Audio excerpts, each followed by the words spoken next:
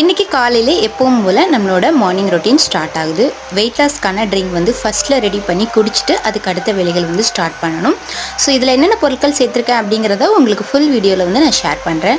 So பிரேக்ஃபாஸ்ட்டுக்கு வந்து ப்ரெட்டை வந்து நல்லா டோஸ்ட் பண்ணிவிட்டு பாப்பாவுக்கு வந்து அதுதான் நான் கொடுத்துருந்தேன்.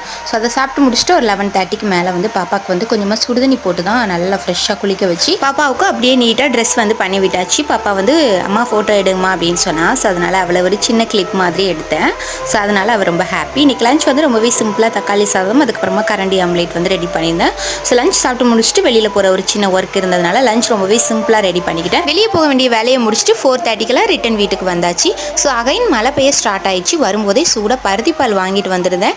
இந்த மலைக்கு சூடாக பருத்திப்பால் சாப்பிட்றதுக்கு ரொம்பவே டேஸ்ட்டாகவும் ரொம்ப சூப்பராகவும் இருந்துச்சு. நம்ம வீட்டு பூனைக்குட்டியை பாருங்கள், ரெண்டுமே கண்ணு திறந்தாச்சு. பார்க்குறதுக்கு ரொம்பவே அழகாக க்யூட்டாக இருந்துச்சு. ஸோ கொஞ்ச நேரம் இவங்களோட தான் டைம் ஸ்பெண்ட் பண்ணிக்கிட்டு இருந்தோம். ஸோ இப்படி தான் இன்றைக்கான